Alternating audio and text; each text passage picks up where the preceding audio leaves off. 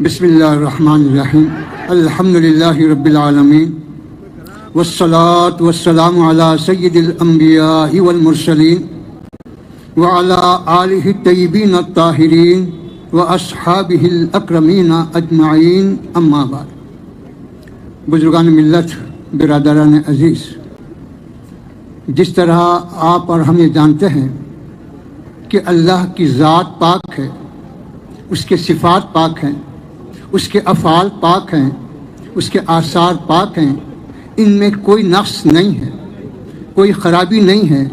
اگر اللہ کی ذات میں، صفات میں، افعال میں، آثار میں اگر کوئی شخص کمی یا کوئی عیب یا کوئی خرابی کا تصور کرتا ہے تو وہ اسلام سے خارج ہے۔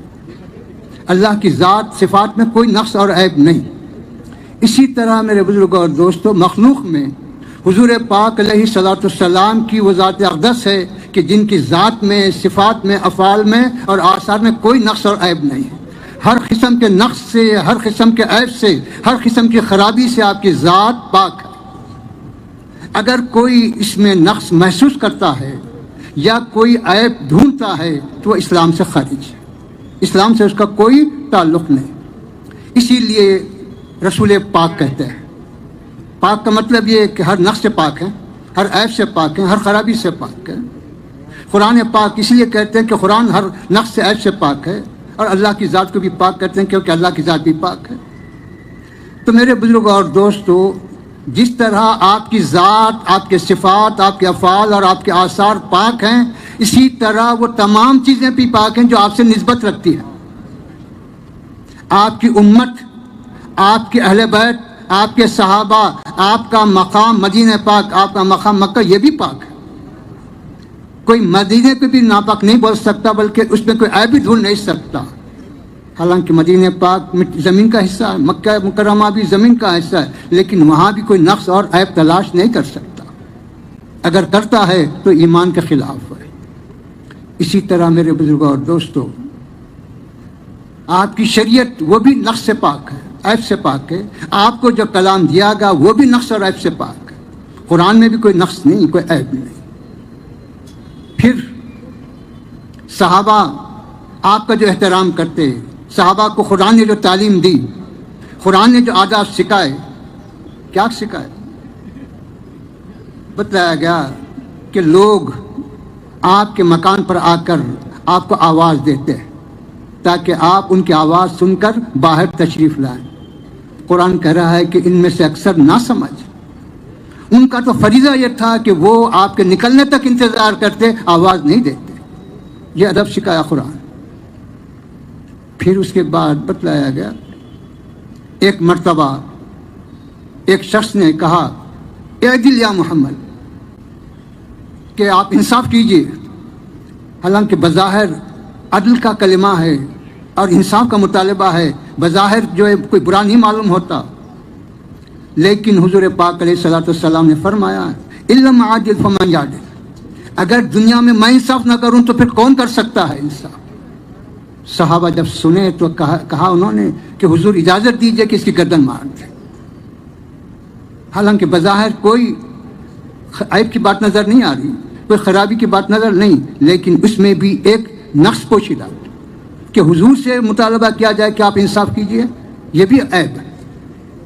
جبکہ کوئی عمل آپ کا انصاف سے خالی نہیں، جبکہ کوئی قول آپ کا انصاف سے خالی نہیں، جبکہ کوئی چیز آپ کی حق اور انصاف سے ہٹ کر نہیں، تو پھر آپ سے مطالبہ کرنا یہ بھی ایک بے ادبی ہے۔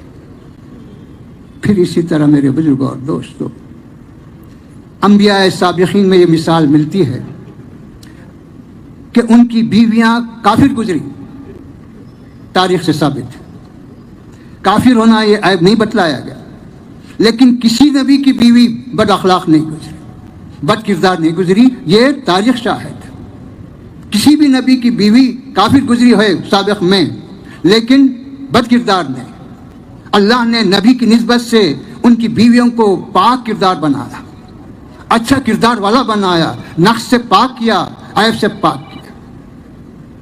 یہ لیکن اللہ اپنے حبیب پاک علیہ الصلوۃ والسلام کا جب معاملہ آیا تو وہاں پر کفر کی نسبت کو بھی ہٹایا اور کہا کہ کوئی بیوی آپ کی کفر بھی نہیں آ سکتا اس کے پاس، کوئی بد کرداری کا شائبہ بھی نہیں آ سکتا، کوئی بد اخلاقی کا شائبہ بھی نہیں آ سکتا۔ تمام کے تمام ازواج مطہرات کہتے جس وجہ سے ایسے کو پاک، مطہر کے معنی پاک۔ تو یہ ایک تو ہر نبی کی بیوی، پھر اللہ کے حبیب پاک کی بیوی، ان کے پاس تو کوئی نقص اور کوئی عیب آ نہیں سکتا، ان کے پاس کوئی خرابی آ نہیں سکتی۔ ہاں غلطی ہو سکتی ہے کہ کچھ بھول ہو جائے، کچھ خطا ہو جائے، یہ ممکن ہے بتقاض بشریت، لیکن بد کرداری کا کوئی معاملہ نہیں آ سکتا۔ تو میرے بزرگوں اور دوستوں، ہم اگر دنیا میں اپنے کچھ قاعدے بنا لیں، ان قاعدوں کو ہم شریعت پر لاگو کریں تو یہ انصاف کے خلاف۔ آج ہم قاعدہ بنا رہے ہیں کہ 18 سال سے کم عمر ہے تو نابالغ ہے۔ تو دنیا میں آج سے پہلے کوئی ایسا قانون بنا کہ 18 سال سے کم ہو تو نابالغ ہے؟ جبکہ تمہاری سائنس یہ کہہ رہی ہے کہ مرد ہو یا عورت 18 سال سے پہلے بالغ ہو سکتے ہیں، ہوتے ہیں۔ طب کہہ رہا ہے، سائنس کہہ رہی ہے کہ 18 سال کی قید یہ ابس قید۔ تم قانونی طور پہ بول لو، لیکن فطری طور پر، حقیقت کے طور پر بالغ ہونے کے لیے 18 سال نہیں۔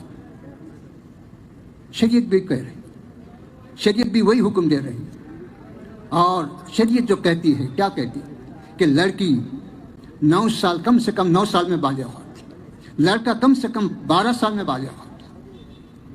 اور علاقے کی وجہ سے، موسم کی وجہ سے، غذاؤں کی وجہ سے اس میں فرق آتا ہے۔ اس کو کوئی مسئلہ نہیں بنایا جا سکتا۔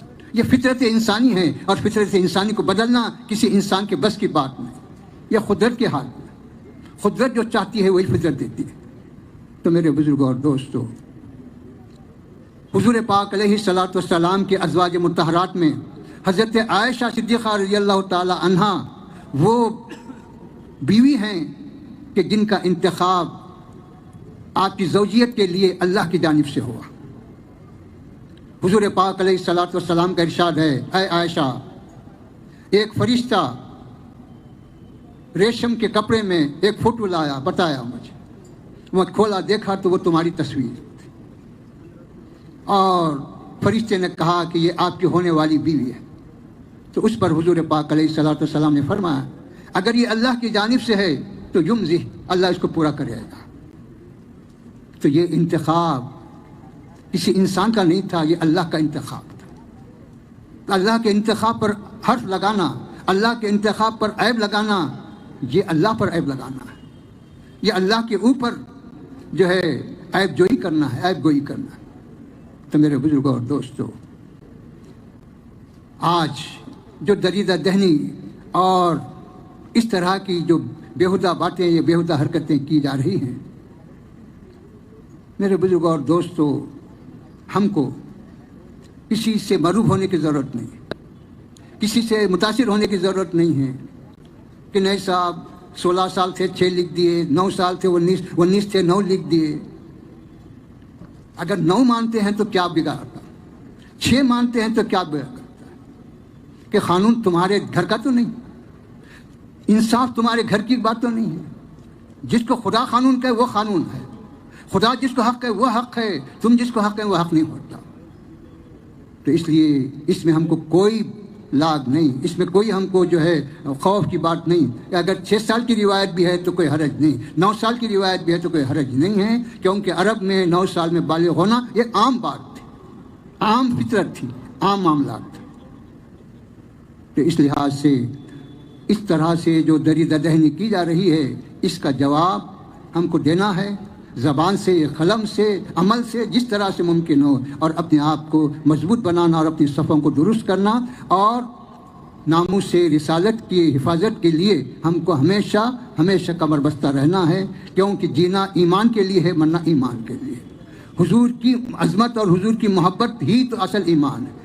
اللہ سبحانہ و تعالیٰ پہلے ایمان کا حکم نہیں دیا، بلکہ پہلے اپنے نبی کی محبت دل میں ڈالا۔ جب محبت ہوتی تو ایمان آتا، پہلے ایمان آنے کے بعد محبت نہیں آتی، پہلے محبت آتی بعد میں ایمان آتا۔ تو اس لیے نبی کے کردار کو اعلان نبوت سے پہلے جو ہے سنوارا، قوم کے سامنے پیش کیا کہ نبی کا کردار کیسا ہے، ان کی جو ہے سیرت کیسی ہے، ان کے اخلاق کیسے ہیں، ان کی خوبیاں کیسے، ان کے کمالات کیسے ہیں، جس کو دیکھ کر لوگ صادق و امین کہنے لگے۔ اور آپ کی ذات گرامی سے محبت ہونے لگی، اس کے بعد ایمان کے لیے آگے بڑھے۔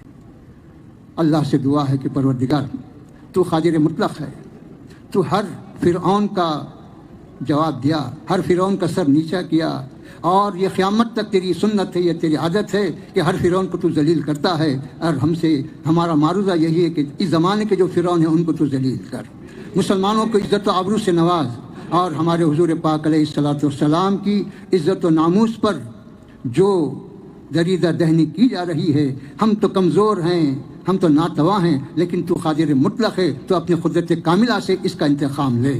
صلی اللہ تعالی علی خیر خلقہ و نور عرشہ و علی آلہ الطیبین و اصحابہ الاکرمین اجمعین برحمتہ۔